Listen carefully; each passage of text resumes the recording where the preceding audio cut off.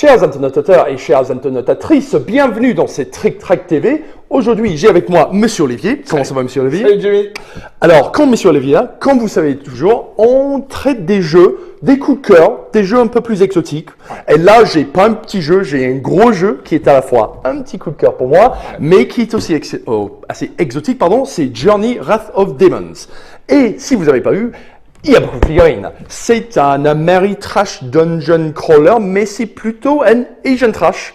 Donc il y a beaucoup de jeux asiatiques, on voit sur le marché qu'il y a beaucoup d'éditeurs qui les importent depuis l'Asie. Ceci n'est pas encore sorti en français. Il est distribué par je ne sais pas qui en Europe, pas encore, mais par eux-mêmes. En fait, c'est auto-distribué.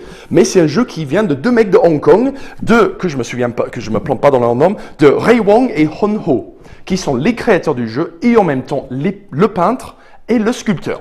Monsieur, si je ne me trompe pas, c'est Monsieur Hon Ho qui est le sculpteur, qui sculpte traditionnellement avec l'argile chinois. Ah oui, donc il le fait directement. Voilà, il le fait directement. J'avais vu le Kickstarter, la campagne, et il m'avait plu, je l'avais raté. Et ce jeu, alors pour le moment, il est introuvable. Il faut commander sur leur site. Voilà, et franchement, il donne envie. Et quand tu m'as dit, ça c'est mon coup de cœur, j'ai dit, allez, super, parce que là, on va se faire plaisir. Justement, celui-là, il était kickstarté en 2014. Alors, il est passé un petit peu en sous-marin, parce que moi, je l'ai raté quand je les ai vus à SN 2014. J'ai vu, qu'est-ce que c'est ça? Comment je peux l'acheter? Alors tout de suite, ils avaient toujours le backer qui est ouvert, donc j'ai pu pledger, etc. Mais et là, ils ont livré donc le jeu de base, ils sont en train de livrer tout ce qui est extension, stretch goal, tout ça. Donc plein de choses à arriver. Mais c'est un dungeon crawler à la figurine, comme on aime bien. Encore une fois, quand on avait fait la campagne Conan, par exemple, on avait promis aux gens donc des jolies figurines et pour montrer aux gens ce qu'on pouvait faire avec la technologie plastique de nos jours, j'avais demandé à Maro de m'envoyer des figurines pour montrer aux gens quel niveau de détail et de précision on pourrait atteindre. C'est absolument splendide. Alors, autant qu'on a des jolies figurines dans Conan, ceux-ci sont encore plus magnifiques parce qu'ils ont vraiment fait un boulot de monstre, un monstre avec l'usine. Ils sont allés à l'usine, ils leur ont montré comment bien découper les pièces, comment bien les assembler. Donc c'est pour ça qu'on a des pièces si grosses, mais si dynamiques. Tu vois, donc tu as vraiment du mouvement, en plus aussi bien les personnages que finalement les boss, tu vois, les boss ou les demi-boss ou même la piétaille. Tout est absolument splendide. C'est ça. Donc c'est vraiment un jeu qui sait se démarquer par ça. Esthétiquement, on est vraiment dans l'esprit, tu sais, on en discutait tout à l'heure, tu sais, de Ghost Stories, des histoires de fantômes chinois. Exactement, ouais. Et c'est absolument splendide. Voilà. C'est splendide. Donc, du coup, qui a dessiné exactement? Je ne me souviens plus, c'est un artiste de là-bas. Par contre, il y a quelqu'un qu'on connaît un peu mieux ici, on parle de Conan. Adrian Smith a bossé sur le projet aussi. Il a fait pas mal d'illustrations, donc on voit son petit apport. Donc, ils ont quand même essayé de bosser avec pas mal des grands de l'industrie. Et bon, c'est un dungeon crawler. Il y a une campagne, il y a une suite de scénarios. Il n'y a pas vraiment de système d'expérience, etc. Tu peux améliorer ton personnage au cours de la partie, mais le but c'est de suivre l'histoire. L'histoire c'est quoi? En fait, c'est un peu l'histoire le plus connue, le plus célèbre en Asie, c'est le voyage du roi singe. D'accord. Que nous avons ici. Voilà, donc exactement. Il y a le Monkey King le roi et singe. les trois autres pilgrims, qu'on dit ça en... Les pèlerins. Les pèlerins, voilà, c'est ça. Donc, on a, pour que je me trompe pas dans leur nom, j'ai le livre avec moi. Shoakai, donc lui, c'est lui le mec c'est un gros tas, effectivement, qui était un peu maudit parce qu'il était un peu alcoolique. Bien, ça. Voilà, donc il a vu le personnage, il dit, lui, il me plaît. C'est la reconnaissance du ventre. Exact. Voilà. Donc, on a aussi Mongsha, donc lui, c'est un gros tas un peu plus noble dans son esprit. C'est un guerrier, un bon guerrier qui était maudit par un roi démon, donc il se transforme lentement en démon et il espère trouver une façon de sauver son âme. Et finalement, nous avons Tripitaka, donc c'est lui le pèlerin qui était, tant que je ne me trompe pas, qui était chargé par Bouddha de trouver, d'enquêter un petit peu sur les démons qui sont en train d'apparaître dans le monde. D'accord. Et donc, il y a toute une histoire, vraiment, si vous ne connaissez pas l'histoire du roi singe, c'est super sympa, très intéressant. Donc, je ne vais pas faire le topo, mais Google-le, c'est très simple à trouver. Et le jeu se rejoint au moment où tous les quatre pèlerins se ressemblent et on suit l'histoire sur le plateau. Sur le plateau. Tout simplement. Et donc, on a une campagne qui nous emmène sur le scénario d'initiation qu'on a là. Exact, voilà. Et ça nous emmène jusqu'à l'affrontement avec le gros papa démon, le bannissement, etc., etc. Et sur la partie personnage, on va pouvoir conserver d'une partie à l'autre ce qu'on a eu en termes de compétences à un certain niveau. En fait, Oui, mais en même temps, tu vas quand même perdre un petit peu parce que le système vous demande quand même de faire pas mal de choix pendant la partie qui va dicter l'évolution du personnage pendant le jeu. D'accord. Comment? On va vous expliquer. Donc, déjà, vous avez une petite feuille de personnage, donc il est un peu spécial. Il a déjà 3 roues. Ouais. Donc, il y a beaucoup d'informations, mais je vais essayer de vous guider un petit peu. Donc, pour commencer, tout en haut, cette petite slider-là, c'est vos points de vie. Tu prends une baffe, tu perds des points de vie. Donc, on démarre au taquet. Voilà, c'est ça. Ok. Ensuite, nous avons l'attaque. Donc, quand le personnage attaque, il lance les dés qui sont désignés. Okay. Généralement, pour tous les héros, c'est les 2 dés rouges de héros. Donc, il y a 1, 2, 3, et il est quelque part, et 0. Oh non, ça c'est une 3. Il est où? Il est là, et 0. D'accord. Il y a aussi le dé blanc. Donc, ça, c'est le dé de héros. Il y a un petit effet 1, 2, 3 et 0. Ouais. Ça, c'est pas des touches. Ça, c'est un effet spécial qui est désigné par l'arme du pèlerin qu'on retrouve ici. Okay, d'accord.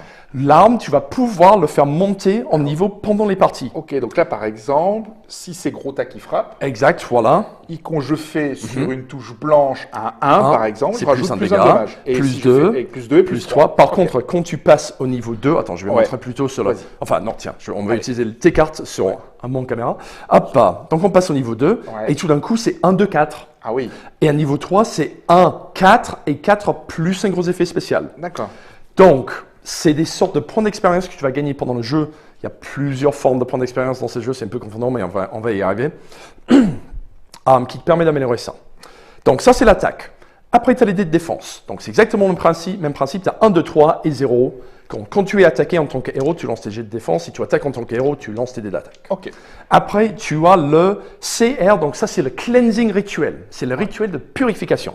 Parce que dans ce jeu, tu n'es pas obligé de tuer des personnages. Même techniquement, c'est mauvais de tuer des démons. Il faut essayer de les purifier, de sauver leur âme. Donc ça, on va en revenir parce que c'est très important pour le karma, qui est les points d'expérience. Ensuite, nous avons ici le chi. Donc ça, c'est ce que tu vas utiliser pour activer certaines compétences spéciales. Ouais. Donc les compétences spéciales se trouvent dans ces decks-là. Okay. Au début du parti, on mélange le deck, on en tire 2. D'accord. Et donc du coup, Tripitaka, c'est un peu le personnage de soutien. Donc il y a pas mal de pouvoirs qui lui permet de soigner, de soutenir les autres héros, on va dire. Après, le Monkey King, il est frappeur, mais il bouge plus vite. Choakai, c'est un gros tas, donc c'est un tank. Et Moksha, c'est un peu entre les deux. D'accord. Au gauche du chi, on a le portée d'attaque. Chaque personnage a une portée d'attaque différente. D'accord. Par exemple, déjà, il y a plusieurs tailles de socle. Oui. Ce qui change un petit peu le mouvement, mais on va expliquer ça. Mais ça change la distance d'attaque. Par exemple, le Tripitaka, il n'attaque pas devant lui, il attaque en diagonale à lui, devant lui par contre. Si on regarde Moksha, lui, il a un socle large, mais il peut attaquer un cible à 2 cases de lui devant lui. Voilà. Oui, alors moi, mon gros tas, il fait 2 cases devant, une case de chaque côté. Sur le côté. Alors que le moine, le Monkey King, lui, il a 2 cases de manière orthogonale. Voilà, de chaque côté. Et l'orientation est très importante dans ce jeu. Oui. Donc du coup, de pouvoir attaquer dans les 4 directions comme lui, c'est quand même pas mal. Lui, il offre pas fait sévère quand même. Oui, c'est ça. Enfin, tu vas voir. Donc, ça c'est pour l'attaque. Bien sûr, on peut cibler qu'une attaque chacun. Les monstres, ils ont le même principe, mais eux, ils peuvent attaquer tout le monde, mais on va voir ça plus tard aussi. On finit les personnages d'abord. Donc maintenant, il y a le karma. Il y a le bon karma et le mauvais karma. Je vais prendre le plateau de Moksha parce que je me suis goré sur le montage de celui-là, c'est un peu à l'inverse. Donc, quand on vaincre plutôt un ennemi, on a 2 choix. Soit on l'achève et il repart dans le royaume des démons, soit on sauve son âme. Si on le tue, donc une fois qu'on l'a battu, qu'on a enlevé ses points de vie, il est vaincu. Soit on le tue, c'est automatique, il part et on prend du mauvais karma. Ce qui va nous monter ce roue-là. D'accord, la roue noire. Voilà, le roue noir. Une fois que tu es monté à 10 de mauvais karma, tu dois obligatoirement monter d'un niveau en arme, mais tu prends aussi une carte de corruption. Alors. Et les cartes de corruption, c'est pas sympa. Donc là, par exemple, là, tu prends une corruption, tu es monté en arme, mais tu ne peux utiliser aucune carte compétence. Oh. Oui, donc ça c'est sévère ça. Et comment tu fais pour te débarrasser des cartes de corruption? Tu peux pas. Ah, donc ad vitam aeternam. Voilà, encore une fois, c'est pour ça que tu gardes pas tout du parti en partie, heureusement. Okay, heureusement. Voilà. On peut imaginer qu'ils ont fait ils se sont nettoyés l'âme. Voilà, et ils repartent un petit peu. Donc il y en a certains. Ah non, pardon, désolé. Demuted, c'est il y a deux différences, pardon. Il y a discard when complete, c'est-à-dire que tu défausses de toutes tes cartes de compétences et après tu défausses. D'accord. Mais ça t'enlève tout ce que tu as en main. Ah oui, tu perds ta main. Voilà. Par contre, il y en a où c'est retain discard, donc retenir cette carte. Battle Lust, tu ne peux pas purifier, tu dois tuer. Et ça, tu gardes par contre. Et donc là, tu t'enfonces véritablement du côté obscur. Tu sauves pas, tu. Ouais. Donc ça, c'est les effets divers et variés de la corruption. Par contre, en contrepartie, c'est la seule façon de monter ton arme. Donc si tu veux frapper, un meilleur arme, c'est toujours mieux. Donc c'est un petit risque-récompense. Oui, alors en même temps, c'est pas illogique si tu veux. Non, tu frappes de plus en plus fort, mais tu corromps de plus en plus ton âme. Voilà, c'est bien. Ok. Donc ensuite, si on veut gagner du bon karma, on doit vaincre un ennemi et purifier son âme. Ah oui. Donc ça, c'est le CR, le cleanse rituel. On prend les dés qui sont indiqués. Donc pour toutes les pèlerins, c'est le dé blanc de héros pour commencer. Chaque monstre a une soul power, une puissance d'âme. Enfin, on va vite montrer les cartes de monstres, mais on va revenir là-dessus. Donc lui, par contre, le bouffe, qui est un monstre moyen, on va dire, il a 2 en puissance d'âme. Okay. Donc c'est très simple, tu lances ton dé de purification, et si tu fais 2 ou 3, il est purifié. Okay. Tu gagnes du bon karma. Ouais. Et le bon karma, tu as 2 façons de l'utiliser. Soit tu attends à atteindre 4, tu dépenses 4 et tu vas piocher une carte limitée, donc une seule utilisation. Donc c'est les cartes qui dans le même tas. Okay. Exactement. Si par exemple tu pioches une carte et c'est pas une carte usage unique, tu le remets en dessous et tu pioches jusqu'à ce qu'on trouve un. Sinon, quand tu arrives à 10, tu es obligé, comme avec le mauvais karma, de piocher une carte permanente. Ah, ok. Voilà. Par contre, il y a tous ces petits jeux. Est-ce que je monte pour viser d'avoir une compétence permanente ou est-ce que, parce que les cartes de compétences usage unique sont quand même assez puissantes. Donc il y a un petit il y a une jonglage à faire question de timing quand même. Voilà, parce qu'effectivement, il ne faut pas l'utiliser tout de suite. C'est ça. Si tu en as besoin, tu sais qu'à un moment donné, le scénario va t'amener à affronter des créatures un peu plus fortes. Généralement, en règle d'œil, les compétences permanentes sont moins puissantes que les compétences d'usage unique. Bien sûr, c'est normal. Voilà. Donc tu jongles avec ça. Et ensuite, on a le mouvement. Donc le mouvement, c'est un peu particulier, c'est très important dans ce jeu.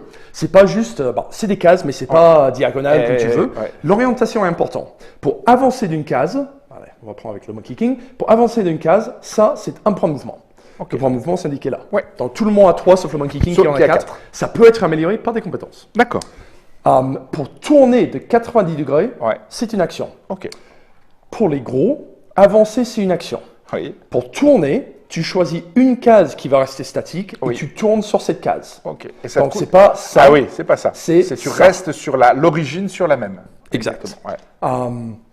Donc du coup, vu que tu peux pas te faire un serpentin pour avancer, tu ne gagnes pas du mouvement en faisant ça. Oui. Non, attends. Tu perds même des actions. Exact. Par contre, pour passer là, par exemple, tu es obligé pour passer là. Là, par exemple, il peut pas passer là, parce que tu peux pas faire. Ah si, pardon. Les types de terrain. Le vert, c'est ta défense. Si tu es là-dedans, tu as un de plus sur ta défense. Sur ta défense. Lui, pour passer, si ça c'était impassable, il pourrait pas y passer là. D'accord. Par contre, tu seras obligé de le prévoir en avance. Et là, si ça c'était impassable, on va dire, tiens, pour le pont, parce que là, c'est violet, tu peux pas passer. Si tu voulais aller comme ça, il faudrait faire 1, 2, 3 et 4. Non, tu perds tout ton round à faire ça. Donc le mouvement, c'est quand même très stratégique dans ce jeu. Ça ralentit un petit peu le rythme, mais voilà, c'est pas forcément le jeu super vite qu'on cherche avec ce genre de choses. Et ça, c'est plus ou moins les personnages. Quand tu actives, tu as 2 actions.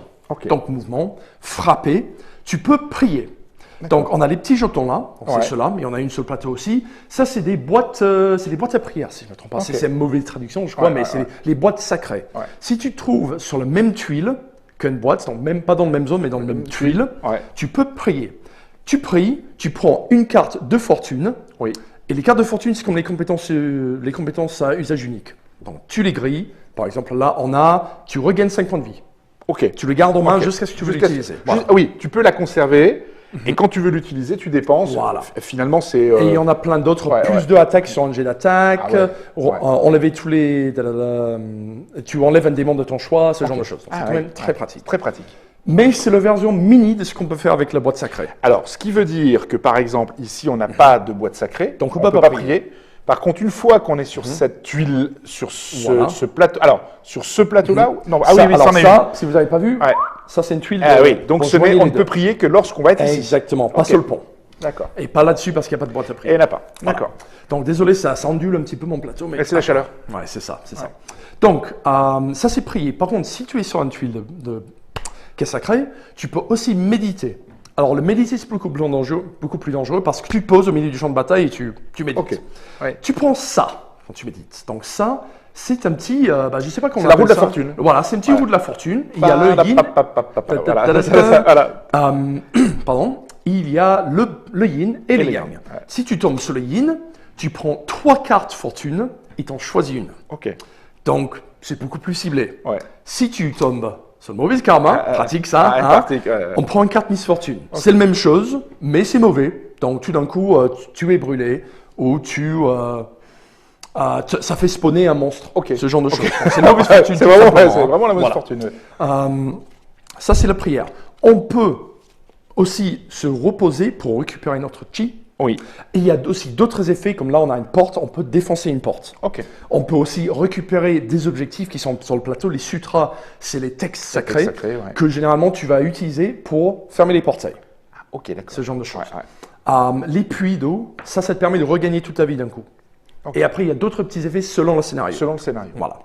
Ça, c'est les zéros. Après, on passe au démon. Donc, il n'y a pas de joueur démon, c'est généré, c'est géré par l'ordinateur. Par le jeu.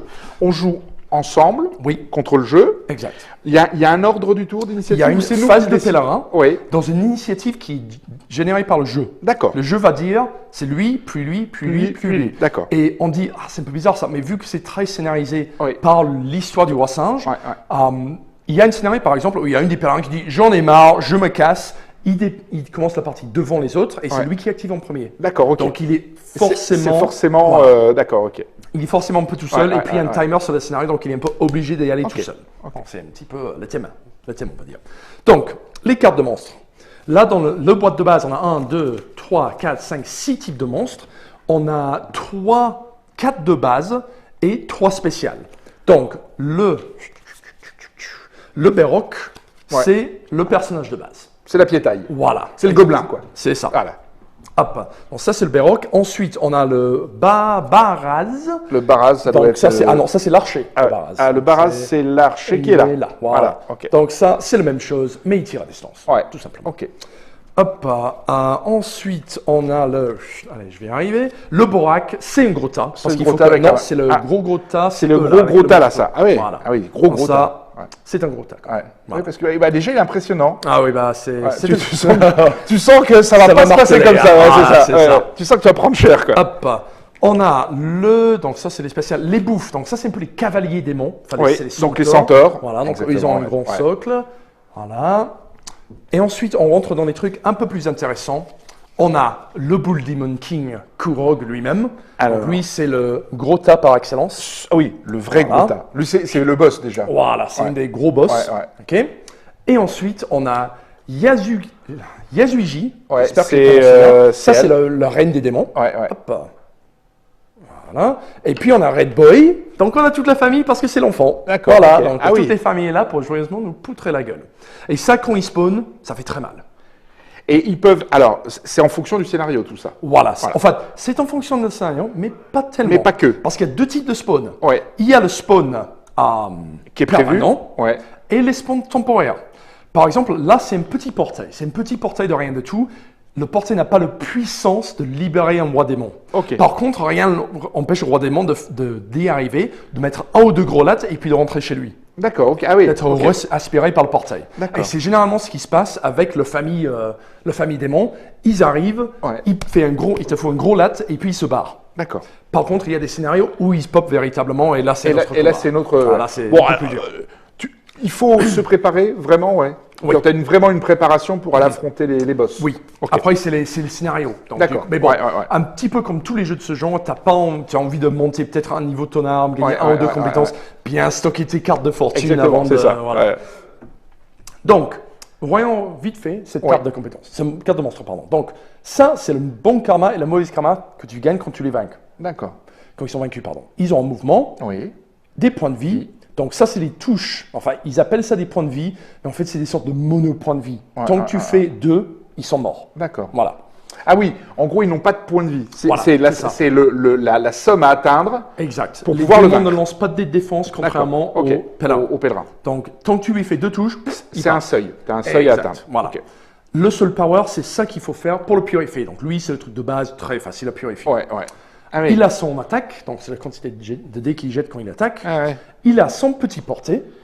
Donc lui, oui. il attaque devant et derrière lui, contrairement aux pèlerins qui, eux, doivent cibler une seule monstre. Lui, il attaque tout le monde qui est dans leur zone d'attaque. Oh, Voilà, donc, et même... Ah ouais, parce que là, Grota, là, il fait très mal. Lui, Ouais. il rigole moins. Lui, Ouais. il attaque Parce tous que les lui, gens. il est à 9 de base, donc il faut faire 9 C'est ça. pour le latter. Exact. Ça fait mal. C'est un peu compliqué Ça quand fait même. très mal. Hein. Alors, les dommages là, tu rajoutes ça à ton dé d'attaque. Oui, Ah, c'est ça. imaginons, je fais ça. Si Ça, je c'est ça, quand lance, j'attaque. Donc, tu as 0, Ouais, 2 deux, et 1. un. Donc, tu appliques l'effet 1. donc je suis qu'à 3. Voilà, Ah, c'est j'ai ça. encore de la marge. oui. donc un pour arriver double. à 9, Mais tu as toutes les cartes de compétences bien sûr, spéciales, tout à toutes les fait. cartes de compétences temporaires. De fortune. Exactement. Ok. Donc, pour finir, on a aussi, nous on a un dé d'héros, eux ils ont un dé de monstre. Donc c'est le Ah dé oui. noir, c'est Ah exactement le même principe. 0, 1, 2, 3, et ils ont les petits effets en bas. Ok. Donc lui par exemple, le roi démon, s'il Ouais. fait un 1, c'est plus un dégât, 2 c'est plus des dégâts, mais aussi disable, donc ça c'est un état qu'on peut nous infliger, qui nous empêche d'attaquer ou faire autre chose. Et paralysie, c'est l'étape au-dessus des disabled, c'est tu peux plus rien faire. Voilà. Alors, la piétaille, elle n'a rien. Non, par exemple, eux, ils peuvent le gagner éventuellement, mais ça dépend des scénarios. D'accord. Mais normalement, tant qu'il n'y a pas de texte à côté des crânes, ils n'ont rien. T'as rien. Voilà. Ok. C'est généralement les gros tas, Oui, les t'as spéciales. quand même une progression dans l'histoire pour éviter quand même de se faire poutrer dès le début. Quoi. Exact. Ah, Voilà. ok. Donc, comment les monstres arrivent par contre? Donc, ils arrivent, ils commencent sur le plateau, selon le scénario, mais sinon, ils vont spawner à travers ces portails-là. Ok. Donc, on a un petit deck de cartes, on tire une carte, et là, on a un effet. Donc, c'est mauvais pour commencer, mais c'est un effet. Donc, du coup, on va le mettre de côté. Ouais. C'est plus de mouvement pour tous les démons. Donc, on met de côté et on retire une carte. Ah, carrément. Et là, on a un spawn. Donc, là, c'est une bouffe. Ok. Donc, on prend le bouffe. Donc, c'est- Ah, non, le bouffe, c'est le centaure.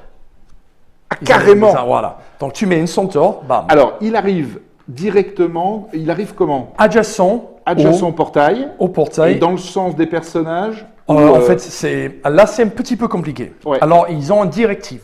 Oui. Leur directive primaire, en fait, quand j'ai dit que Tripitaka, c'était le chargé de Bouddha de régler Ouais. cette affaire-là, les démons le savent. C'est seulement Tripitaka qui peut fermer les portails. D'accord. Les démons le savent, donc c'est lui leur lui cible la cible. prioritaire. Ok. S'ils peuvent, ils bougent, ils attaquent Tripitaka. Sinon, il veut bouger et attaquer en s'approchant autant que possible. S'il ne peut pas bouger et attaquer un autre héros ou une autre cible, ils vont faire un double mouvement pour finir, pour s'approcher autant que possible de lui. C'est monstrueux, quoi. Ouais. En fait, c'est assez marrant quand tu... Ouais. Comme ça, c'est un peu... Oh ouais, mais le mec qui joue Tripitaka, il va me prendre plein la gueule. Mais le truc, Ah c'est non, que parce que tu vas le protéger.